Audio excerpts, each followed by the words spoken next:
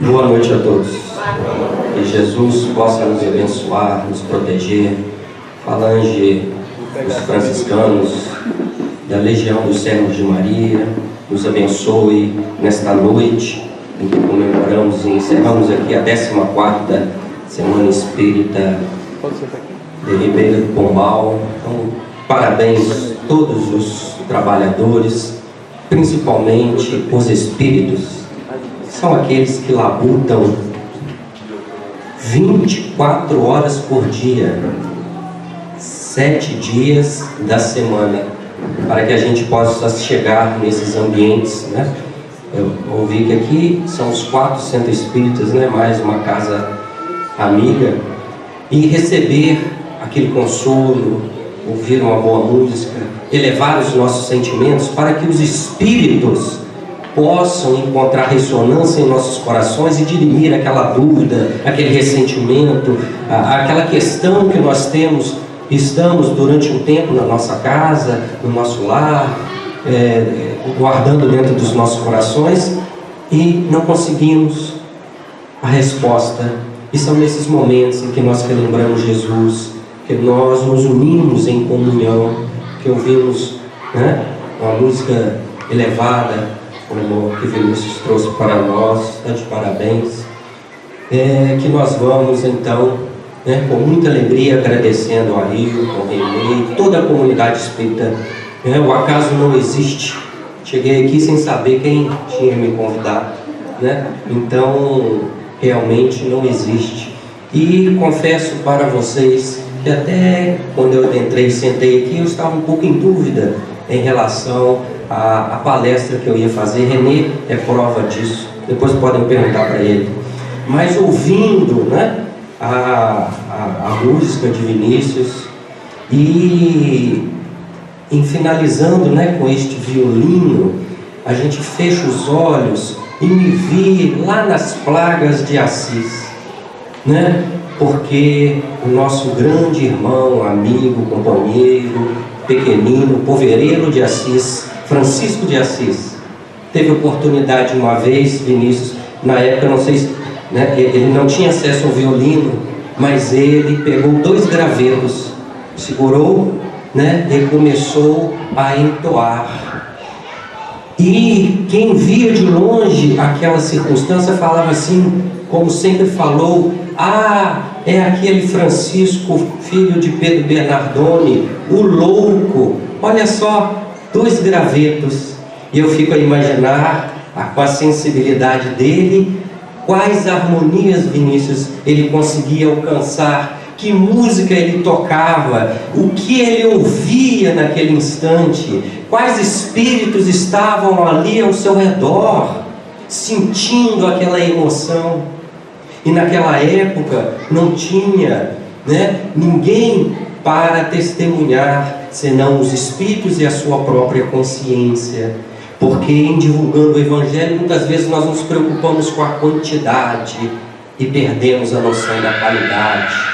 Com certeza, nesse momento, ele não estava ali, não tinha nenhum retrato, não tinha nenhum like, não tinha nenhum registro fotográfico que trouxesse para nós, senão aquilo que ficou gravado no éter, nas memórias, e que hoje nós temos acesso, quando elevamos o nosso sentimento e alçamos aos páramos aonde vive, aonde sente, aonde canta, ainda hoje, pela paz, o nosso irmão Francisco de Assis. Vou revelar um outro segredo para vocês, porque o tema é muito interessante, né? O Espiritismo e os recursos para alcançar a paz.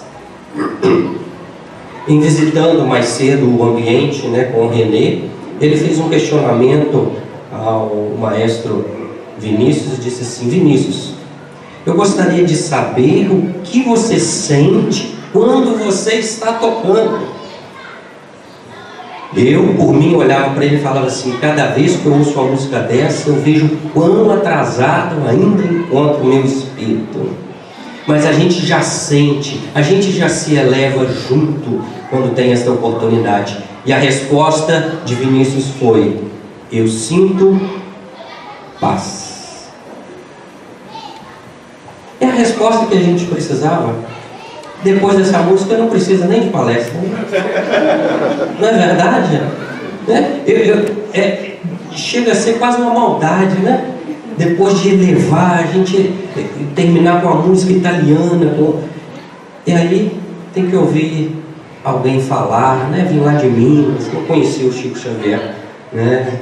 Não, apenas os seus registros, aqueles que conviveram com ele, né? A emoção, também chamava Francisco, era tão humilde quanto, e também nos revelou que com a vida através dos parâmetros que o Espiritismo nos ensina, nos propõe, nos oferece, e que todos nós temos acesso, porque a doutrina não é só para os diretores, os presidentes, os frequentadores, todo mundo tem acesso. Nem na minha época eu precisava comprar livro, hoje nem precisa. Tem no YouTube, baixa tudo lá no Google, todo mundo tem acesso a essa doutrina bendita e consoladora que vem sendo o arrimo das nossas vidas, hoje por todos sempre, e há de ser um marco divisor na nossa vida. Quando abrimos o Evangelho, São Vicente de Paulo diz assim: eu gostaria que se colocasse mais fé nas leituras evangélicas. Faça desse livro palavra oca. Vossos males não provêm senão do abandono voluntário de todos os exemplos sagrados que estão neste compêndio. Lede, pois, o Evangelho de Jesus. E termina assim: lede, vírgula, meditar. Porque durante muito tempo, durante 2000 anos, nós guardamos o Evangelho no cérebro e decoramos os versículos e decoramos os artigos. Isso é muito fácil.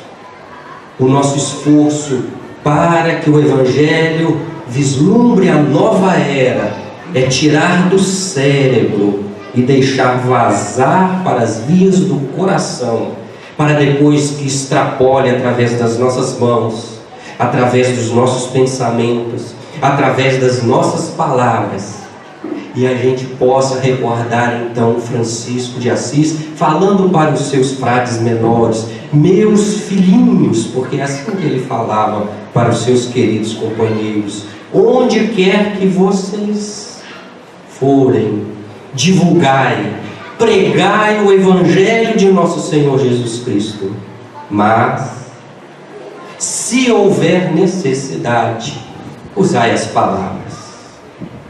Então, o que ele nos conclama, o que é o Evangelho da nova era? É o Evangelho vivido, é o Evangelho sentido, não é aquele decorado, não é aquele que as nossas mentes, a intelectualidade guarda, porque isso é muito fácil.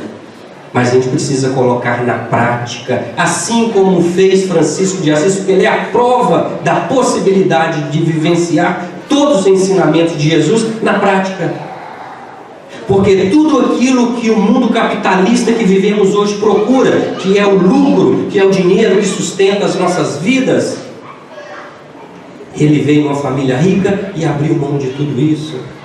Todo o poder que nós queremos através da nossa sociedade, ele abandonou, ele abriu mão da família, ele abriu mão dos seus amigos, ele abriu mão do seu sobrenome, porque desejava apenas a vivência integral, simples, humilde, com Jesus.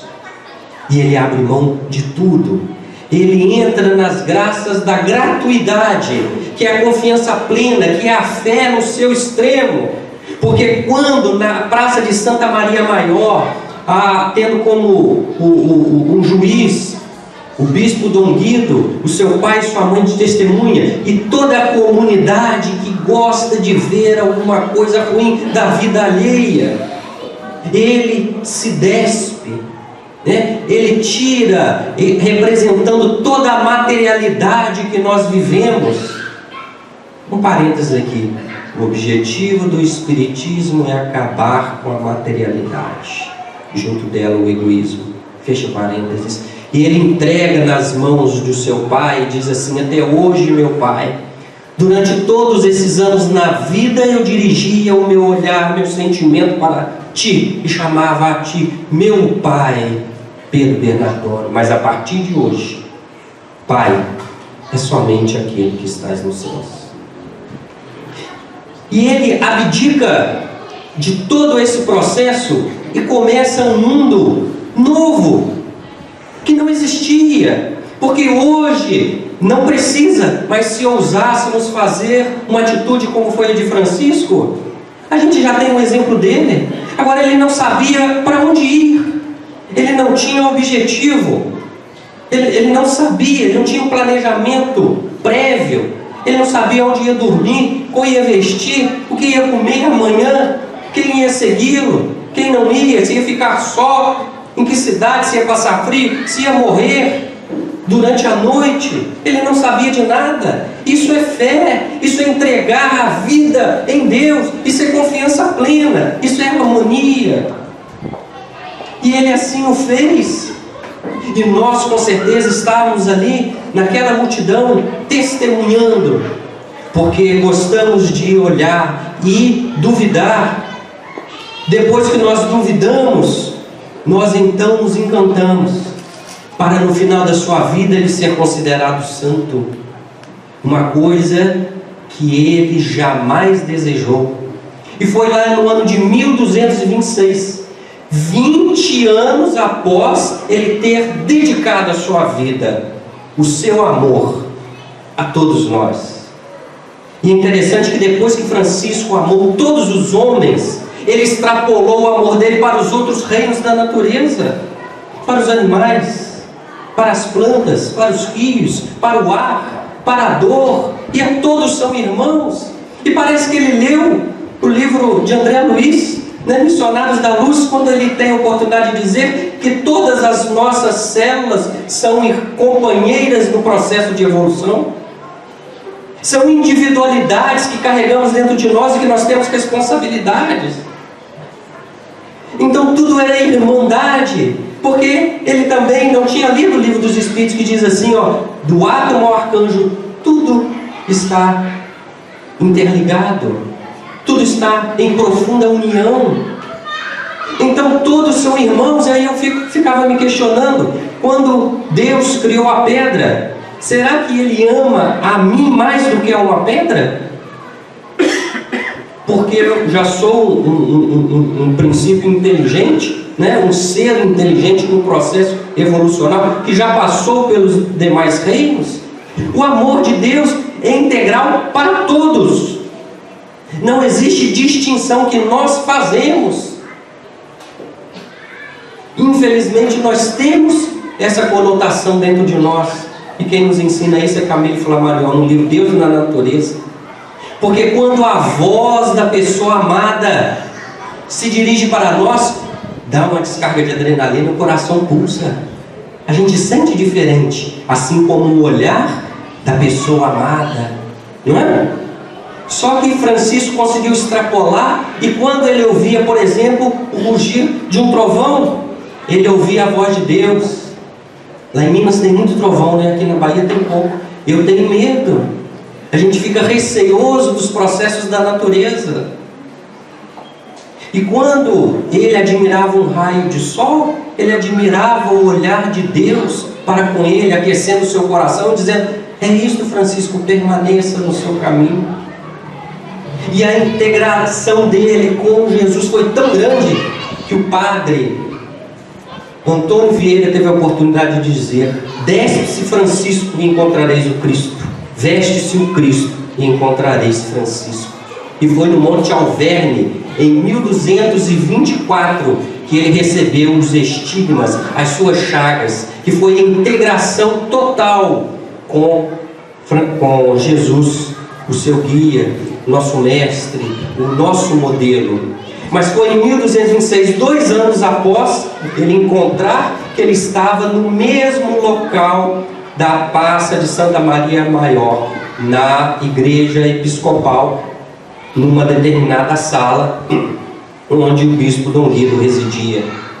E ali, numa circunstância completamente diferente, porque se antes, há 20 anos atrás, ele foi motivo de escárnio, naquele instante ele era considerado santo, e isso trazia tristeza ao seu coração, porque para ele santo só Jesus, Só Jesus era bom, só Ele era digno de merecer a palavra de santidade. E do que Ele lutou o tempo inteiro, como o menor de todos, o povo considerava santo.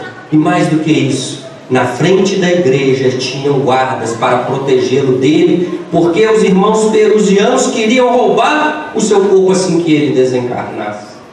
E ele falava: não pode, não foi feito, não vim para esse mundo com este objetivo. Até que a chegada de um médico chamado Bom João disse para ele assim: Francisco, segundo a medicina, no final de setembro, no mais tardar início de outubro, você vai morrer, vai desencarnar. E é interessante quando a gente pensa na paz, principalmente no momento de aferir os valores e estar defronte de nossa própria consciência, que é o momento da morte, que todos nós vamos passar, mas não precisamos preocupar, porque este corpo vai morrer pela primeira vez. Mas eu já passei por essa experiência muitas vezes, várias vezes. E ele disse assim, abriu os braços, um sorriso: sede bem-vinda, minha irmã morte. Meus irmãos, faz tempo que eu li esta frase e este relato, mas até hoje eu não consigo entrar na profundidade do que alguém receber a notícia que vai morrer daí a 2 meses, e com tanta alegria, e com tanta paz, e com tanta devoção, abrir os braços e elevar hosanas aos céus pela chegada da irmã morte, que é a única coisa certa na vida, né? Não sei se vou para Salvador amanhã, o planejamento é esse, mas que eu vou morrer, tudo é certo. Agora, estaremos nós com a consciência tranquila do dever cumprido, para que a chegada da nossa irmã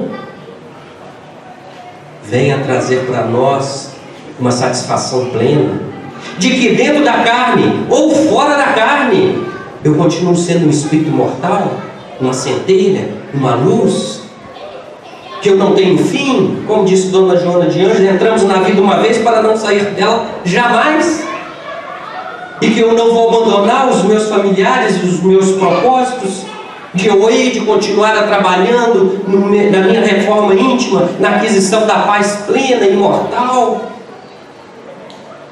e que essa passagem aqui na terra, que teve uma data de nascimento e terá uma data de fim, ela é passageira, que eu estou Roberto, mas não sou Roberto.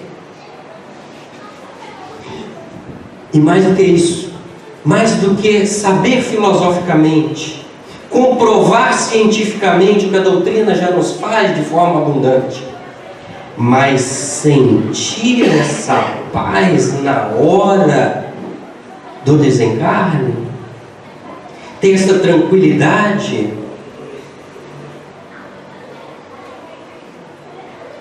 E aí muito espírita, quando desencarnar, costuma tomar susto, ou vai tomar muito susto, e diz assim: olha, não é que eu não morri? Não é que existe espiritualidade? E agora? Não é que era tudo verdade o que eu ouvia na reunião mediúnica?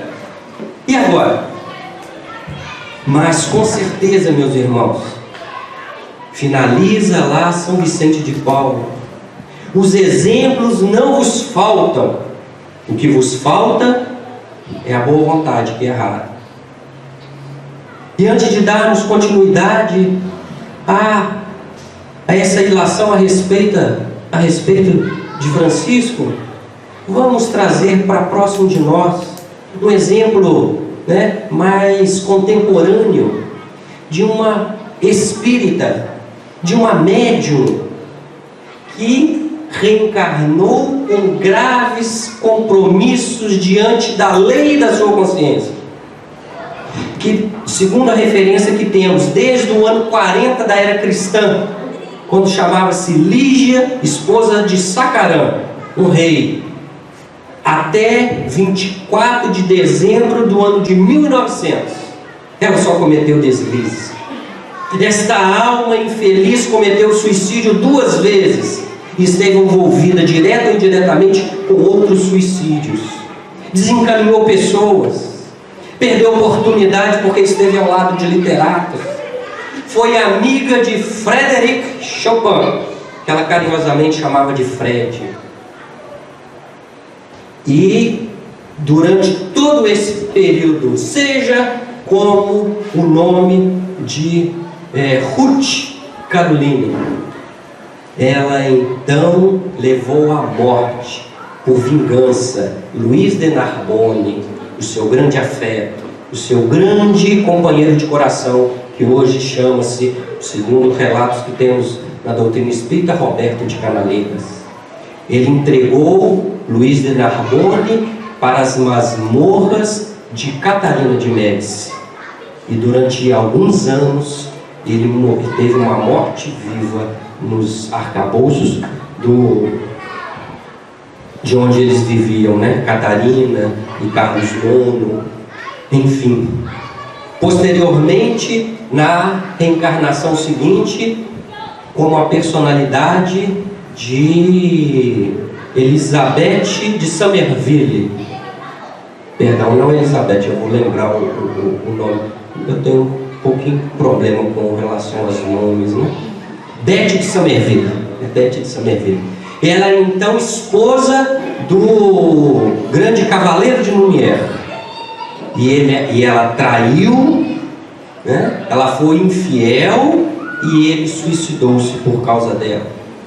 Depois ela vem novamente como Andréa de Guzmán, e ela, mais uma vez, ela é infiel ao seu ex-noivo, e ela então acaba cometendo suicídio.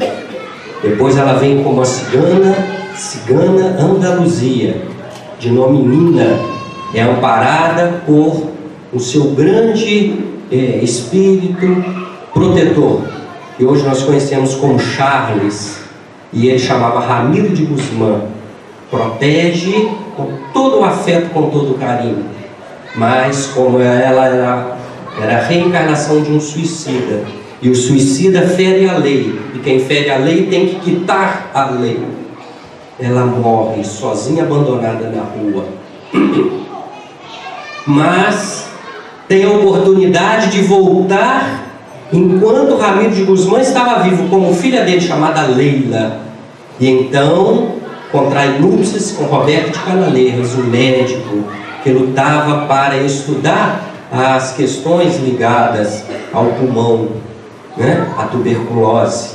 E ela mais uma vez trai, é infiel ao seu grande afeto. Ele então, cheio de angústia, ele pega a tuberculose e não se trata, ou seja, ele deixa-se morrer. Ele comete um suicídio indireto. A sua doença passa para sua filha Lelita, e ela também morre e entra em desespero. Leila. E Ramiro de Guzmán recolhe a sua filha e dedica 24 horas todos os dias de amor e afeto e carinho. Mas ele precisa sair um dia para resolver as coisas ligadas à administração do hospital que ele era responsável. E ela então pega um dinheiro, paga uma carruagem que o leva até a beira, né, do rio Tejo. Lá ela se joga e suicida pela segunda vez. Estamos falando de esqueci o nome, Ivone do Amaral Pereira. Olha que gafe. Ivone do Amaral Pereira. E aí em 24 de dezembro de 1900 ela reencarna. Por que toda essa história? Porque foi somente o Espiritismo que conseguiu fazer com que esse espírito devedor tivesse uma vida de provas, de expiações e desencarnasse a feitura de um espírito missionário. Embora ela sempre dissesse que eu não sou missionária. mas deixou para nós uma grande obra chamada Memórias de um Suicida, que foi editada em 1954. Ela começou a escrever em 1926. E grandes exemplos temos disso, porque hoje começamos a imaginar, a escrever algumas páginas, a coisa mais fácil é publicar um livro. Ela demora mais de 20 anos para trazer a lume o livro Memórias de Suicida, que era a sua única responsabilidade nessa encarnação. E ela diz assim: enquanto o livro não saísse, e até que ele tivesse saído, eu sofri as angústias do suicídio. E ela só minimizou à medida que a sociedade teve acesso às agruras de um espírito suicida. E em contrapartida, na contabilidade divina, não é, René? A grande misericórdia, porque é Maria de Nazaré, a pedido de Jesus, responsável por todos os espíritas que suicidam aqui na América do Sul, ligado a Portugal e a Espanha. E na agência correcional Maria de Nazaré tem oportunidade de reerguê-los, de reestruturá-los psiquicamente, energeticamente, para que retornem ao nosso seio, à nossa sociedade, para continuar o processo evolucional. Porque somente através de uma reencarnação de dores é que ele vai alcançar a paz, é que ele vai alcançar, vai quitar os débitos com a sua consciência. E é interessante que ela disse assim: durante toda a minha vida eu jamais tive um dia de alegria. Significa que ela não teve a oportunidade de participar de uma reunião como esta, de ouvir uma boa música como esta. Por quê? Durante vários séculos ela esteve ao lado de grandes literatos, de grandes músicos, e ela abriu mão disso. O sonho de Dona Ivone do Amaral Pereira como coração feminino era namorar, casar e ter um lar e ter filhos. Mas foi-lhe negado. Charles falou: não adianta você insistir, porque você não vai conseguir casar. Este não é o seu objetivo nessa encarnação. Mas ela insistiu, né? Porque ela queria, porque é uma mulher quando quer casar, e ela queria, e ela chegou a ficar noiva. Sabe o que aconteceu com o seu noivo? Suicidou-se. E depois ele veio a renascer no seio da sua própria família. Essa mulher tinha como único amparo a sua mediunidade. Charles e Dr. Bezerra de Menezes, que diz que completou a sua educação no plano espiritual, e os princípios doutrinários que ela seguiu até o dia 9 de março de 1984. Porque quando nasceu, 29 dias depois, ela foi tida como morta, e durante 6 horas ela ficou num caixão, vestida de branquinho, né? Com aquela coroa. O atestado de óbito foi retirado em nome dela. Mas a sua mãe, como devota Maria de Nazaré, não quis acreditar, orou, pediu, não acreditou que ela efetivamente estava morta.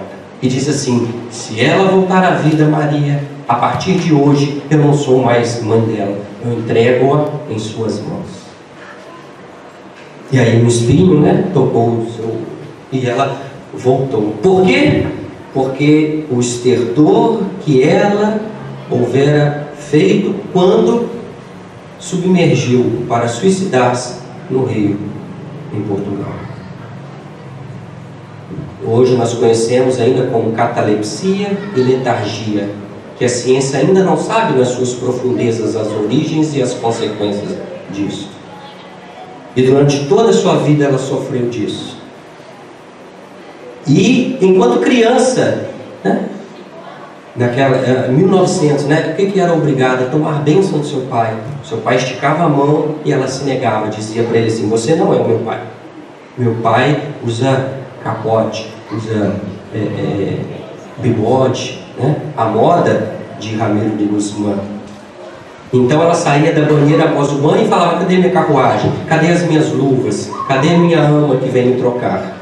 Ela nasceu numa família pobre, espírita, não era miserável, mas era pobre segundo as necessidades até do nosso país, na época em que nasceu.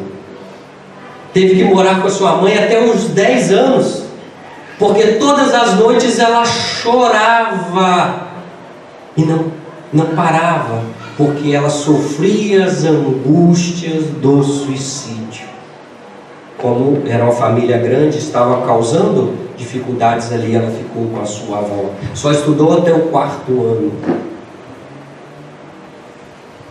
mas com perseverança, reconhecendo de que somente os preceitos espíritas de amor, de evangelho, de disciplina, de respeito aos espíritos, sabendo que enquanto médium ela não era uma pessoa especial, que não era privilégio nenhum ser médium, mas muito pelo contrário, tudo que ela fazia, ela perguntava primeiro a Dr. Bezerra, que era o seu anjo protetor, e a Charles.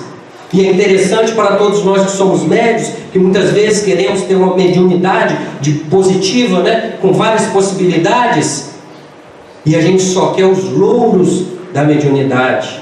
A gente esquece, como Francisco Cândido Xavier, a gente gostaria de receber todas aquelas poesias, todas aquelas laudas, mas não gostaria de ficar acordado a noite inteira, não ter condições de sequer cortar as unhas. Ele tinha vergonha, disse que não tinha tempo, porque se dedicava aos espíritos. Então este lado é muito importante, e ela se dedicou, né? E às vezes que ela abdicou de não corresponder à orientação do seu anjo de guarda, né? De Dr. Bezerra, ela cometeu um equívoco. Eu vou dar um exemplo aqui muito interessante. Ela morava em Belo Horizonte, ela morou em várias casas, ela não tinha um lar, ela não conseguiu casar, né? E aí o que acontecia quando ela estava em Belo Horizonte? Um amigo do centro espírita chegou para ela e disse assim: hoje nós temos uma reunião de desenvolvimento mediúnico, gostaria que você dirigisse, porque eu não tenho condições, eu vou viajar. E ela: ok, tudo bem, né? Fez uma oração e os espíritos não apareceram. E durante o dia, para chegar àquela reunião, né, ela não fez nenhuma prece, ela não leu o evangelho, ela vestiu uma roupa preta, ela costurou roupas pretas, ela viu um vulto preto perto dela, mas não aquietou o que seria isso. Ela morava nos fundos da casa da sua irmã. Quando deu 5 horas, ela não fez nenhuma prece, ela tomou o seu banho, vestiu uma roupa preta para ir para a reunião. Tinha um corredor que dava até a casa. Nesse corredor, esse espírito pega pela nuca dela e joga de encontro ao portão. Ela cai, quebra o braço. É interessante que ela viu o perispírito do braço, né? Ela percebe, perde um pouco a consciência, mas tem a oportunidade de chamar ainda o seu cunhado e a sua irmã. E depois disseram a ela que ela foi levada para... Não tinha SAMU, né? Ela foi levada para o pronto-socorro e lá foi atendida. Alguns dias depois, ela estava sentada na sua cadeira fazendo a sua oração, e ela escuta a voz do Dr. Bezerra de Menezes: minha filha, viu o que aconteceu? Aconteceu o mínimo para que não acontecesse o máximo. Se você fosse àquela reunião com mais de 120 médiuns em desenvolvimento, você não teria suporte psíquico para isso, e provavelmente você iria entrar num processo de obsessão que custaria a sua reencarnação. E às vezes as coisas acontecem na nossa vida, coisas pequenas, não chega a quebrar o braço, a gente tosse, a gente suja uma blusa, não funciona o carro, né? N coisas acontecem. E a gente tem que lembrar de Dona Ivone. É o mínimo para que o máximo não acontecesse. São circunstâncias que a vida nos oferece, mas para que isso aconteça a gente tem que ter fé, a gente tem que ter confiança na espiritualidade, né? Porque a gente quer que o Espírito nos guie, mas a gente não larga a mão da direção das nossas vidas. A gente tem que relaxar, a gente tem que ter ouvidos para a espiritualidade, A gente tem que saber o reconhecimento da nossa pequenez diante do universo. Temos que ter humildade. E todos esses preceitos, porque pediram para ela escrever, ela escreveu, fez o livro Devação Invisível, que na verdade acho que foi a primeira autobiografia, né, dentro do movimento espírita, de um médium. Ela contava várias coisas sobre a sua mediunidade. E ela dizia assim: na verdade ninguém precisa, basta o livro dos médiuns. A doutrina espírita está referta de todo o conhecimento, o necessário para que nós possamos ter uma vida reta, para que nós cumpramos o nosso compromisso, para nós que temos os nossos débitos, para que a gente tenha consciência tranquila e possa, ao desencarnar, abrir os braços como Francisco de Assis e dizer: seja bem-vindo em minha morte, estou com a consciência tranquila do meu dever cumprido. Seja na carne, seja fora da carne, eu continuarei sendo obreiro de Jesus, porque a tarefa é de Jesus, não é nossa. E às vezes a gente esquece que Ele é o governador espiritual do planeta. Também não é o governador espiritual dos espíritas. Ele é dos 27 bilhões entre encarnados e desencarnados, dos ateus, dos budistas, dos orientais, de todos. Enquanto nós achamos que ele tem um apreço especial para os espíritas, né? É uma prepotência que nós carregamos dentro dos nossos corações. Por isso é importante rever o Evangelho, ler o Evangelho, vivenciá-lo, né? Porque ele é uma caminhada que a gente vai subindo devagarinho, e numa caminhada que a gente sobe morro, a gente sobe correndo. Ou a gente para no meio do caminho cansado, ou a gente chega lá exausto. Então é uma aquisição passo a passo, dia a dia. Não precisa de muito tempo, né? Francisco foram 20 anos e ele não tinha dinheiro nenhum, ele não tinha amizade nenhuma, ele, né, no que concerne amizade do mundo para fazer crescer o Evangelho, para vivenciar o Evangelho. E então, depois disso, ele chama os irmãos e diz assim: vamos cantar, né? Como fez o Vinícius muito bem aqui, porque ele falava assim: ó, frade triste, triste frade, a tristeza é doença do diabo.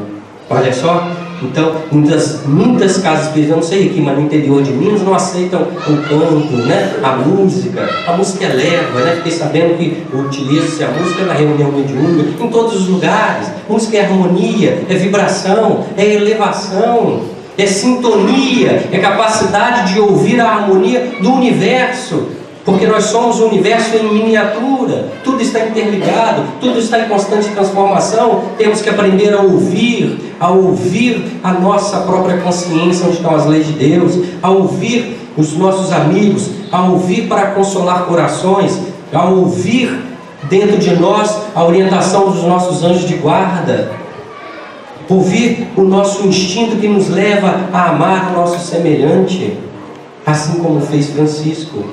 Mas a alegria incomoda, viu, Vinícius? Incomodou o Frei Elias, que era o responsável pelos frades menores. E ele diz assim: Francisco, não é certo, você está cantando demais, e no momento de você tem que preparar para a morte, e a gente não prepara para a morte cantando, a gente prepara ficando em silêncio. E o povo lá, quando descobriu isso, e ele viu um desespero no Frei Elias. E é interessante, né? A ousadia de um espírito inferior chamar a atenção de um espírito superior. Eu fico pensando nisso, porque muitas vezes a gente faz, se não de forma direta, porque a hipocrisia a gente não tem coragem de falar, a gente pensa com o espírito, né? A gente cobra dos espíritos. Tem 20 anos que eu venho nesse centro, faço a campanha do quilo todo. É por dia? É por semana ou por mês? Todos os meses tive um problema, desencarnou, doutor Bezerra não deixou uma palavra para mim, a irmã Sheila não falou nada, o mentor da casa nem aparece. A gente cobra, a nossa vivência com os espíritos é a mesma capitalista, a gente dá e está esperando receber, enquanto o amor é doar. E Francisco, a única coisa que fez na vida foi doar, esquecer de si, esquecer do seu próprio corpo, que ele chamava de burrinho, o burrico, né? Já ali todo velho, e esquecia de si. É interessante uma passagem em que ele estava com o Frei Maceu e ele já era conhecido, ele já era famoso. Então, quando ele entrava nas cidades, o que acontecia? As pessoas fechavam o comércio, todos, um falava para o outro: Francisco chegou, Então eles carregavam ele no colo e todos gritavam: o Santo de Deus, o Santo de Deus chegou, o Santo de Deus. Todos queriam tocá-lo, pegar um pedaço da sua roupa. Era um tumulto. E aí ele estava nessa cidade com o Frei Maceu e passou por tudo isso. No final, retornando, caminhando com o Frei Maceu para e fala assim: Pai Francisco, eu quero te fazer uma pergunta. Pois não, meu filho. Por que a ti? Por que a ti, Pai Francisco? Mas como assim? Ah, não. Olha, tu não és belo e todos querem te ver. Tu não és eloquente e todos querem te ouvir. Tu não és estudado nas escolas de Bolonha e todos querem aconselhar contigo. Porque a ti não há outro qualquer, Francisco. Eu não entendo, meu pai. Francisco ouve, silencia, ajoelha e beija os pés de Frei Maceu. É extraordinário esse homem. Temos séculos ainda para estudar essa personalidade. Levantou-se e disse: ah, Frei Maceu, eu vou te explicar por quê. Que alegria você me trouxe ao dizer essas palavras. E eu vou te revelar. É Deus, nosso Pai, tem 1000 olhos, e com 1000 olhos ele enxerga todas as pessoas do mundo. E ao olhar todas as pessoas do mundo, Frei Maceu, ele não encontrou ninguém mais miserável, mais desprezível, mais insignificante, para demonstrar que a obra é dele e não da pessoa. Aí ele me escolheu, pequenino, frágil, insignificante, o menor de todos, para que fique atestado para a vaidade humana que toda obra é divina, não é nossa. Frei Maceu, somente Deus salva, Frei Maceu, somente Deus. Ele não precisa de ninguém, ele não precisa de colaboradores, e se precisasse, Frei Maceu, seriam daqueles pequeninos, humildes, insignificantes. Ah, Francisco, como nós sentimos saudade de você nos dias de hoje. Como ainda precisamos dos seus exemplos, Francisco. E eu me pergunto: terás que reencarnar novamente, sofrer as agruras da matéria, para reavivar o Evangelho dentro dos nossos corações? E então ele fez um acordo com Frei Elias. Faz o seguinte, Frei Elias, me deixa ir para a Porciúncula, onde tudo começou, porque não é certo.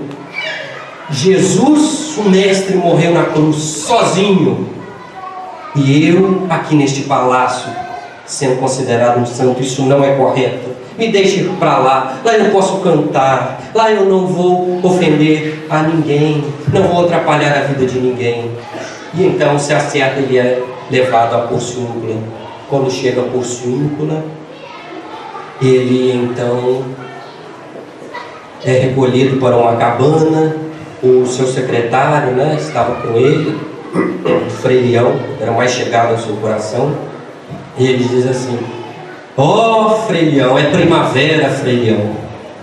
Não, paizinho, estamos no início do outono. Não, Frei Leão, é primavera, porque eu já ouço os pássaros cantando. Eu vejo as flores espolcando nas árvores. É, Frei Leão, é primavera. A música está no ar, Frei Leão. Eu ouço a música. Frei Leão, é primavera. Eu sou um rio pequenino, Frei Leão. Estou em busca do mar que vai me abarcar. Lá no céu, Frei Leão, existe um portal e Jesus me espera. E eu estou com saudade dele. E eu chego perto dele para agradecer, e ele diz assim: silêncio, Francisco, você não tem mais nada para dizer. Agora quem fala sou eu. Você já cumpriu a sua missão. Venha, Francisco. Frei Leão, eu te afirmo que nesse instante, nesse local, eu vou te esperar, meu filhinho querido. Vou te esperar lá quando cumprires a sua missão. E aí ele então para e diz assim: Frei Leão, tire a minha roupa. E ele já estava assim, bem doente, né? A sua pele muito fininha, o seu estômago já dilatado, ele sentia febres por causa dos estertores das chagas, ele já estava cego, né? Como diz o escritor, a irmã Dor cuidava dele com toda delicadeza, mas ele diz assim: tire as minhas roupas, nu eu vim ao mundo, assim como Jesus, nu eu quero retornar. E eles titubeiam, né? Mas como resistir ao pedido de Francisco? E aí então eles tiram a roupa de Francisco e ele fala assim: Frei Leão, eu quero que me deite na terra. Quero que me deite na terra, porque o que veio do pó, o pó retornará.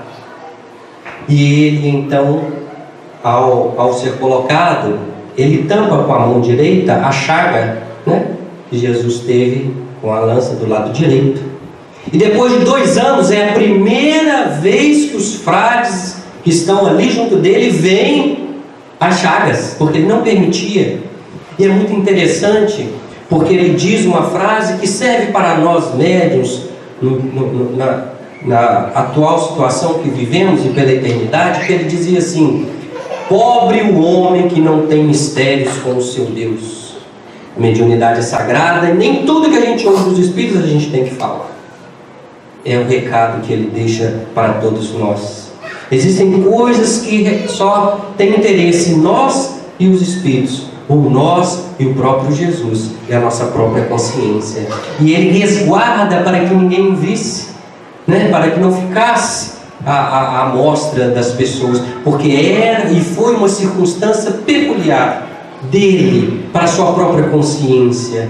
E ele então deita, ele coloca as mãos e diz assim: minha irmã terra, você vai me albergar, mas antes disso, ouça o meu coração batendo de alegria e agradecendo a vida que você me proporcionou.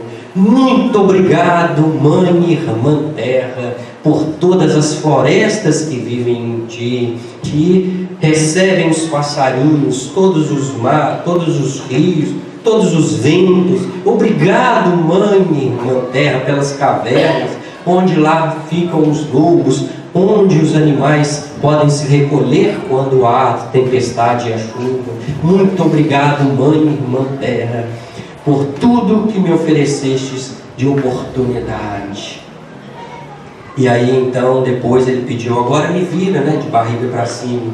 E ele tece alguns comentários, são os últimos comentários que Francisco, essa alma que alcançou a paz, que soube viver como Jesus, sob os auspícios do Evangelho, de forma eminentemente simples, seguindo ipsilíteres tudo que Jesus indicou.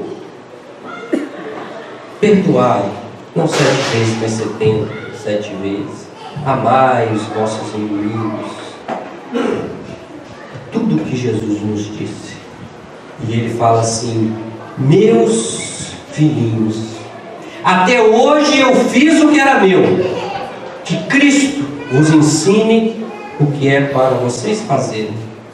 Interessante esta colocação de Francisco, porque na verdade o que a gente vê em muitas circunstâncias, pela questão de poder, pela questão da vaidade, é nós procurarmos seguidores para que nós possamos orientar, para que nós sejamos guru, para que nós resolvemos os problemas alheios, para que nós sejamos importantes e todos venham pedir bênção para todos nós. E Francisco, este santo de Deus, no último apagar das suas energias, diz assim: eu fiz o que é meu, que o Cristo, que é o modelo, que é o guia, que é bom, que é o Evangelho vivo, vos inspire. Eu não sou modelo de ninguém, eu sou o menor de todos, eu pouco fiz, eu fiz quase nada. Nas palavras de Lucas, do evangelista Lucas, né? Quando a gente termina uma atividade, que a gente deve olhar para os olhos aos céus e dizer assim: Senhor, sou um servo inútil, porque fiz somente o que deveria ter sido feito. Essa conscientização de que somos muito poucos ou quase nada, de que individualmente somos insignificantes, como conversava com Ailton no início, Henri Reine, no Evangelho segundo o Espiritismo, disse assim: coletivos são os trabalhos da humanidade. E a gente pega Francisco, que criou, que inventou o franciscanismo, foi deixado de lado, foi rejeitado por aquilo que ele criou, que carregava o seu próprio nome, gente. E a gente funda um centro, uma atividade social, uma creche, um asilo, e a gente acha, no nosso orgulho, na nossa vaidade, é positivo, tem que fazer, mas a gente tem que ter consciência do que representa o nosso trabalho diante da eternidade. Quando a gente olha para trás, como Dona Ivone, diante do nosso passado, diante da nossa consciência, quem é que pode estender os dedos para falar de alguém? Como vai conseguir paz? Como nós vamos dar conta das nossas tarefas se nós estamos preocupados, assim como Pedro, quando Jesus voltou na sua ressurreição e disse assim: Pedro, Pedro, hoje tu te cinges com as suas próprias mãos, mas dia chegará em que te cingirão e você irá e não poderá seguir, não poderá escolher. E Jesus estava explicando sobre a morte de Pedro. Mas Pedro, ao invés de ouvir, entender, absorver, meditar, entronizar as palavras de Jesus, segundo a sua personalidade, ele vira para o lado e vê João e fala assim: e o que será dele, Senhor? E Jesus fala: ó Pedro, agora sou eu que estou falando, né? Até quando? Quantas vezes eu tenho que repetir? Eu estou falando, tá? Não é Jesus. Jesus apenas disse: se eu quero que ele fique até que eu venha, que importa a ti? Segue-me tu. Mais uma vez, nas palavras de Roberto: Pedro, toma tendência, toma conta da sua vida, meu filho. Toma conta da sua vida. Você lembra que quando eu estava subindo o Calvário, ao carregar a cruz, eu não fui dividida com Simão Sirineu? Jesus, o coordenador da terra, né? O co-criador da terra, ao vir aqui entre nós, dividiu a sua cruz com alguém. Nós estamos querendo carregar a nossa cruz e a dos outros. Que prepotência. Ailton falou muito bem. O que eu aprendi aqui, eu estou compartilhando com vocês, né? Metade do que eu disse aqui eu aprendi com o Renê lá na casa dele. Foi uma experiência, por isso que eu cheguei cedo, né? Fui ali absorvendo. E aí quando cheguei aqui, ele disse assim: André Luiz me falou muito bem, que quando nós desencarnamos, muitas vezes nós não somos espíritos completistas, né? É aquele que cumpre a sua missão. E a nota de 0 a 10 é geralmente 3. Ou seja, a gente não passa na nossa própria avaliação. Por quê? Demasiadamente ocupados e preocupados com aqueles, com o trabalho, com a atividade, com o pensamento daqueles que estão ao nosso redor. Nem os filhos são nossos, Pai e mãe é Deus, filhos, irmãos, companheiros, pai e mãe são cúmplices nesse processo da nossa jornada rumo à perfeição. E lá estava então Francisco dizendo isso: meus filhinhos, até hoje eu fiz tão pouco que possamos trabalhar com mais fervor na seara do Evangelho. Meus irmãos, é triste falar isso. Francisco de Assis, uma das últimas palavras da sua vida é: até hoje eu fiz tão pouco. Que vergonha.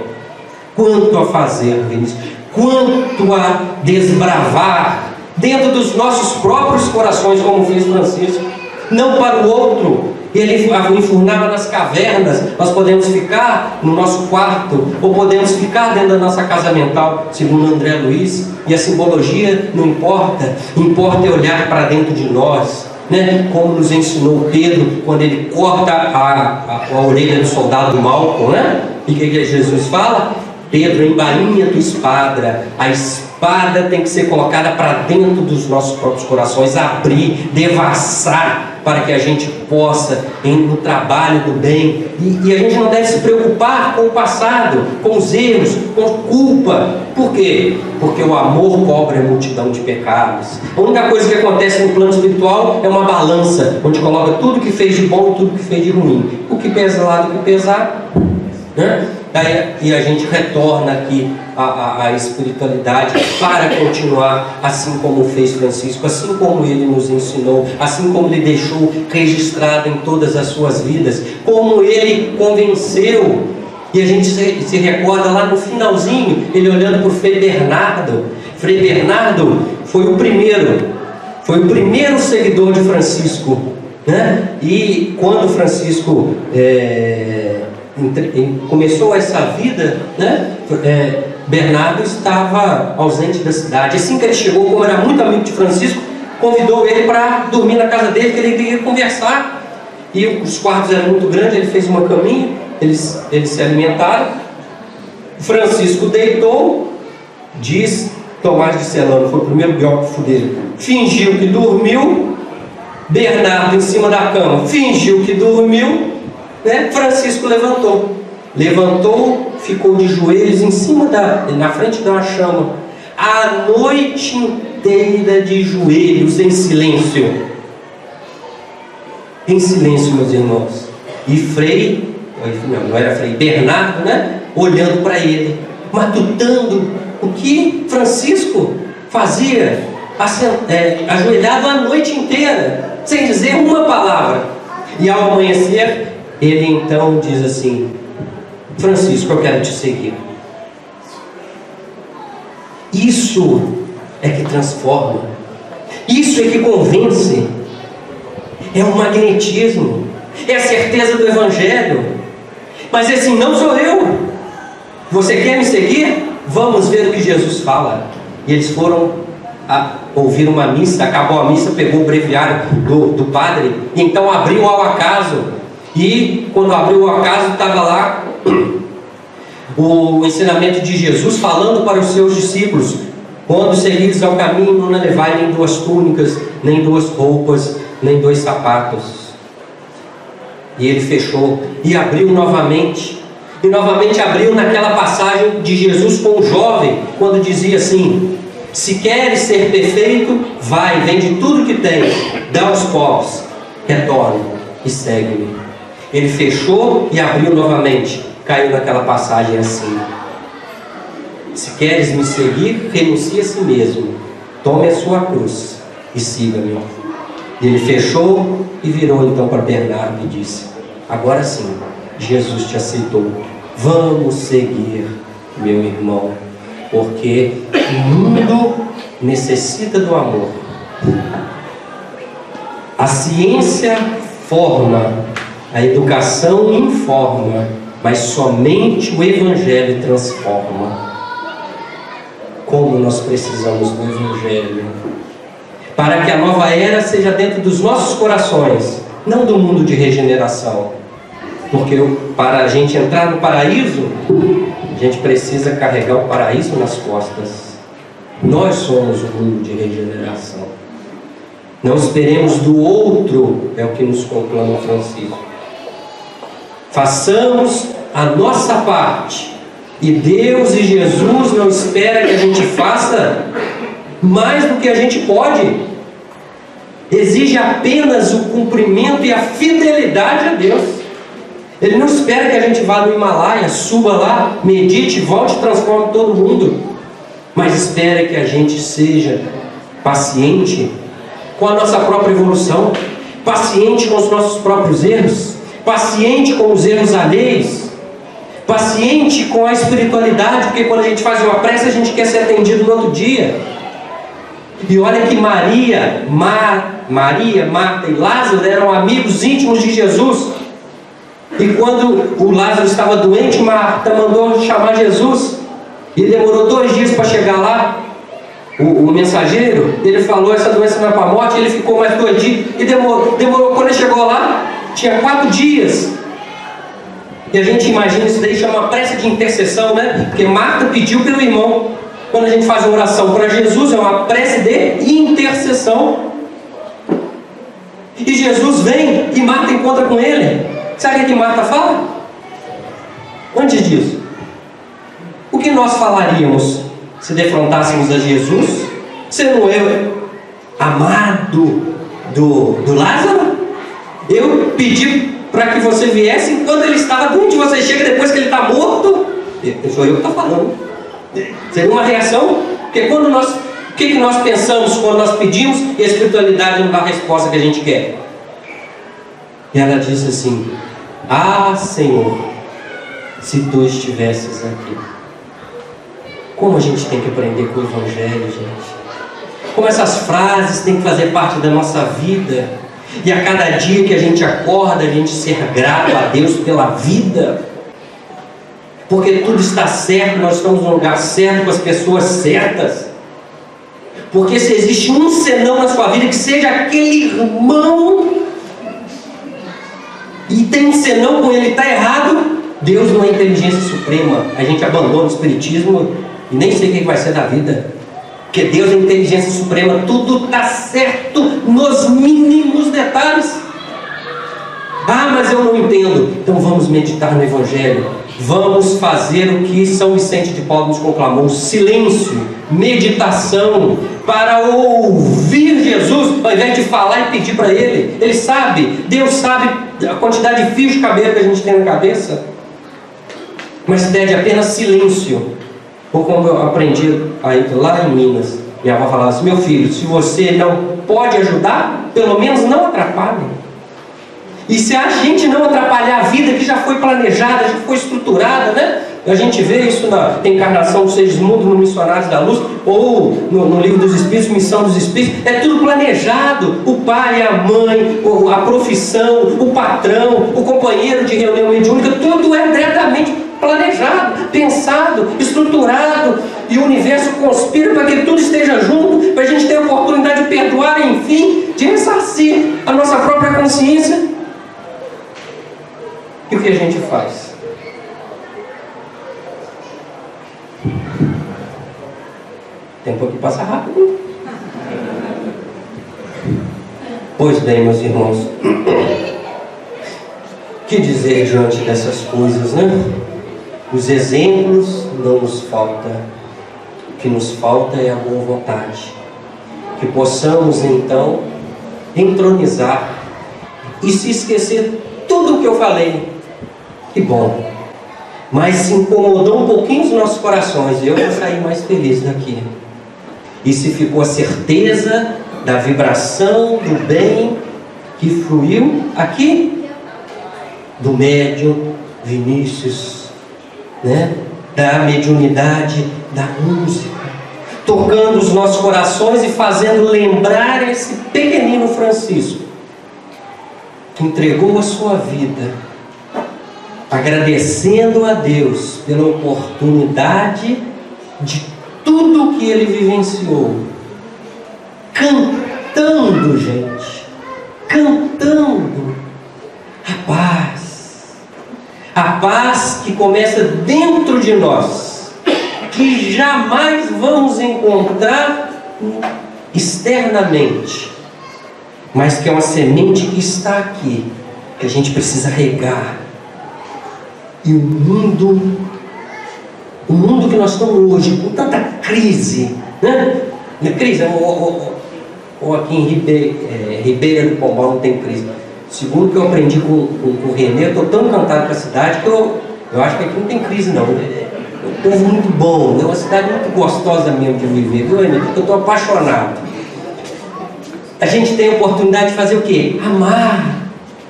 Nunca precisou tanto de amor, tem tanta gente carente. Sejamos nós aquele que se dedica, aquele que ouve, aquele que tem um minuto para o outro, atenção. Jesus, quando conversava com todos, se a gente lê o Evangelho, Jesus olhava no olho, prestava atenção. Sabe como é que a gente faz? Por exemplo, se a gente está na casa espírita, se a gente ocupa um cargo importante, eu quero falar com você, vem falando que eu estou atrasado, vem falando atrás de mim. né? Aí eu aproveito já. Gente, paz, atenção, porque quanto custa uma alma?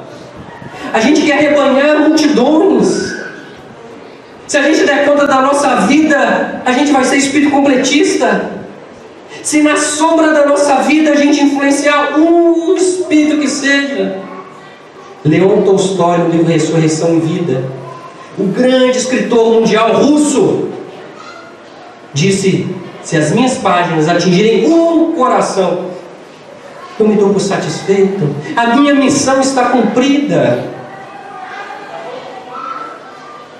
Meus queridos irmãos, muito obrigado por esta oportunidade, Vinícius, de ter relembrado Francisco. Como nós necessitamos ainda de Francisco em nossas vidas. Muito obrigado ao exemplo, à vida de Dona Ivone do Amaral Pereira, que deixou registrado nos seus livros, e principalmente nesse livro épico, que é Memórias de um Suicida. Não tenham medo de ler. Tem gente que fala que é um livro pesado.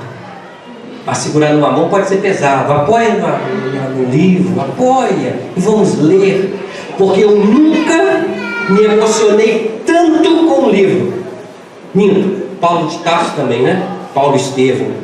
Tirando Paulo Estevão, eu nunca me emocionei tanto com o livro. Tanta misericórdia.